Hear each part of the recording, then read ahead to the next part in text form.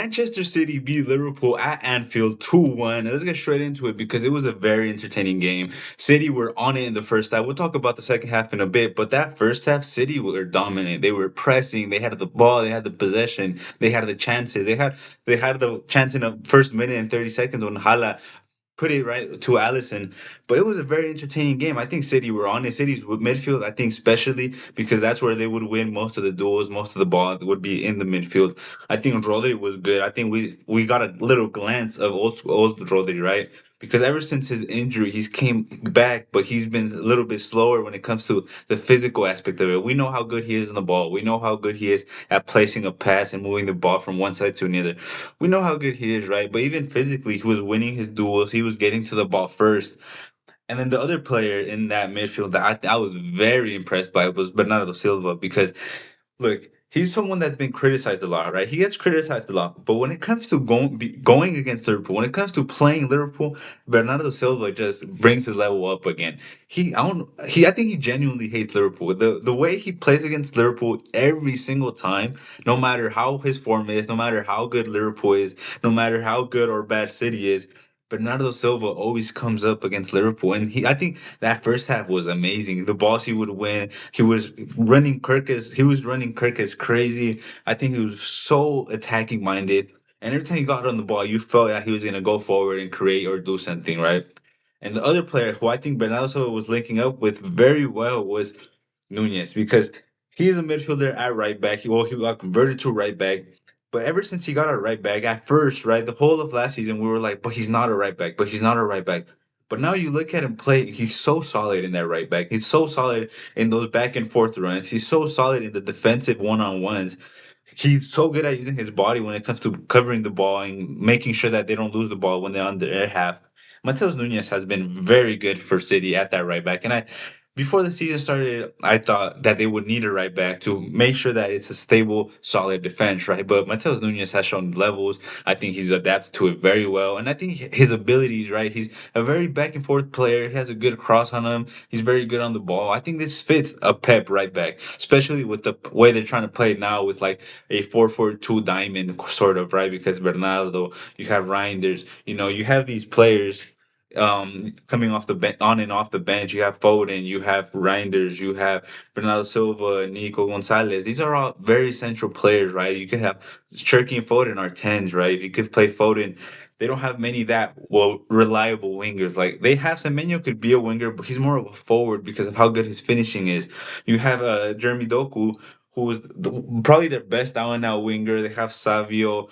Oscar Bob just left, but a lot of their players are very players that are very technically good, are very tactical and listen to Pep, but they're very central players. They're tens, right? They're very central players, and the ones they have on the out in the wide aren't really too reliable. And then on top, you have Marmoush, who's not a winger. You have Semenyo, who I don't think is a winger. I think he's more of a forward. I think he's good in the two, but he didn't have his best of games. But I think they have a lot of players, Haaland, Marmoush, and then Semenyo, who are very good in those central striker areas, right? In the two striker role.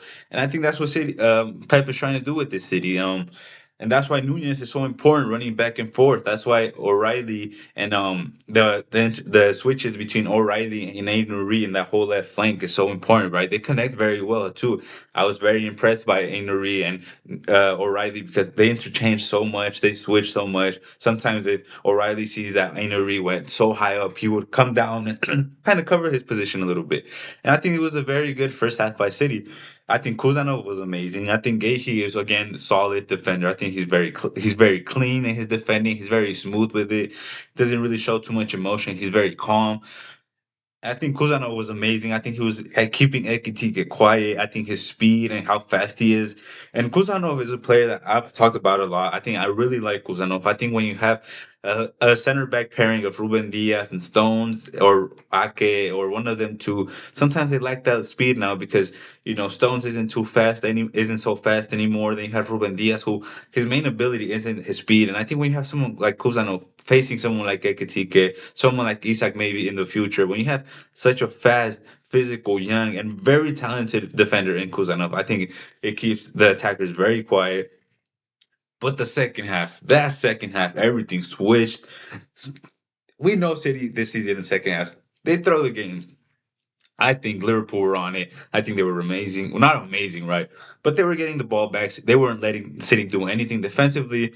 They were doing very well against City, but they weren't creating much. Kind of like City in the first half. Although City were very dominant in the first half with the ball to their feet, they weren't creating many chances. They had a couple chances here and there, but they were missing that line splitting player, that line splitting play, like the Turkey. You know, they were missing that. Maybe even on Doku, right? Because he's very good in moving around. They were missing that line splitting pass. I think Marmoush and Haaland with Semenyo, I don't think that's a good mixture. I think they're all very similar type of players. I think Marmoush is more electric, but when it comes to the positions they take, when it comes to them on the ball, they're not on the level of a Turkey. They're not on the level of Foden. They're not on the level of a Doku when it comes to having the ball on their feet and creating something from the ball on their feet. They're very dynamic players that move a lot, right? But when you have a Turkey, when you have a Foden, when you have a Doku that on the ball, they create something out of nothing. I think that's what they were missing in that first half. And same with Liverpool. I think that second half, they had a couple of chances. Ekitike header. Salah had a couple of good passes in there. He didn't really do much, in my opinion, but he had like two to three very good, solid passes. They could have gotten a penalty here and there. I think some of the Bernardo Silva pulling Salah, I think was kind of soft, and then you had the other one that was right outside the box. And Liverpool were on it. They were on it. They were intense. They felt they had to come back and do something because that first half was very bad by them. But it's just wasn't hitting the last pass. They weren't getting to the last pass, and then they get a free kick. And Dominic Soboslai, the player who I think has been Liverpool's best player this season, I think he's saved them so much when it comes to defensively, midfield work, that goals, assists. I think Dominic Soboslai has been so good this season for Liverpool. He comes up and takes an amazing free kick. Donnarumma didn't know what to do with it. Dominic Soboslai's free kicks are so good to watch. They're so direct. They're so direct. It's rare that you see him just blow the ball up. He has a very good shot. He has a very electric, powerful shot. And the way the ball just moves and curves out, I think Donnarumma saw it and he was like, I'm not getting there. I'm not doing this. It was such a good free kick. You didn't see the ball until it hit the post and went in, right? It was such a good shot, such a good free kick. And from there, I'm like, okay, Liverpool are gonna like old school Liverpool, right? Every time Liverpool used to score on their club or in other times, right? They score and then they're back on it. They're back on the press. That's how club used to play. That's how this Liverpool used to play. But no, when they scored that goal, they sat back. They invited City to come attack them. I couldn't believe it. You just scored. City haven't done anything the second half, and then you decide to sit back and invite them to attack you. It doesn't make sense. Like you look at Arne Slot, right? I've talked about Arne Slot quite a lot. Because of the options that are coming in the summer. You know, the Xabi Alonso, the managers coming off the World Cup. There's going to be a lot of options, but the some of the decisions by Arne Slot just don't make sense to me. Going defensive when you score, I think that kind of played in their head a little bit. They scored and they're like, oh, we haven't won that much this year. Let's sit back and protect the score line, right? Because I think from what I looked at, they've been very bad when it comes to the second half in 2026. They were very bad in the first half, yes, but this 2026 they haven't really won much in the Prem. So they score, they're winning, and they sit back. And I'm thinking, why would you sit back if they haven't done anything in the second half? And then it's not like City were going on an intense press. It's not like City were just on them. It wasn't like City were just overwhelming Liverpool after that goal, right? But he was literally inviting them back. He was inviting them back. And it was very annoying because you see how good Liverpool were in that half. I think you see how good Gravenberch was winning so many balls in the second half. Then you have Ekitike being very fast, you know, with Kusanov out. He was winning a lot of those in behinds. Salah was creating some chances, you know. He kind of went missing for me, but some of the passes he put up were very nice. And then you look at Wirtz. I think Wirtz was getting on it in that second half a little bit. But City get in. They keep doing the moving the ball from one side to another. Turkey comes on, puts in a very good pass that gets deflected. Haaland doesn't goes right for the ball. He had to go back, headers the ball, and the man himself, Bernardo Silva, who I think was probably one of, if not the man of the match this game, because once again he hates Liverpool. He's always putting up good performances against Liverpool. He gets the goal right, and from there on out, you think City are gonna score. They have to score. They're gonna score. They're gonna win or tie this. They're gonna tie this. I mean, win this game. They just tied it after a very good play. After Liverpool invited them to come attack them. After they're sitting back, and for a little bit after that City tie, they were slow on it again. They were just moving the ball side to side. It's not like they didn't have a clear chance after that first goal. They didn't have a clear chance. And here comes the penalty. Allison comes out. He takes out Nunez, and I think it was a pen. A lot of people are complaining that what is he supposed to do? That the ball was out, that the ball was nowhere near the goal. But Allison comes out and he takes out Nunez. Nunez gets on the ball. Nunez wins the ball. Allison doesn't get anywhere near the ball. Takes out Nunez, and it's a clear pen in my opinion. I think it was a clear pen.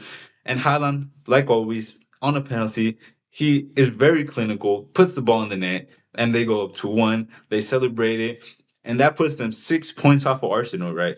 And then you have what happened the rest of the game with Haaland pulling Soboslai pulling Haaland, the ball rolling in.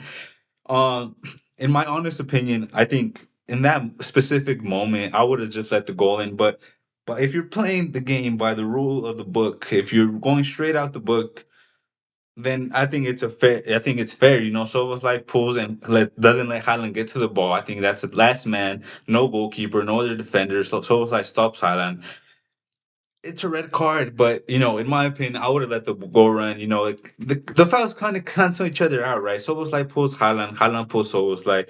But I guess you could say Soboslai did it first, and he stops Highland, so that's why everything else happens. I think since that's the first action that happens, that's where they go off. 2-1. It was meant to be three. I would have had it 3-1, but it is what it is. 2-1, 2 points off of Arsenal. I mean, 6 points off of Arsenal.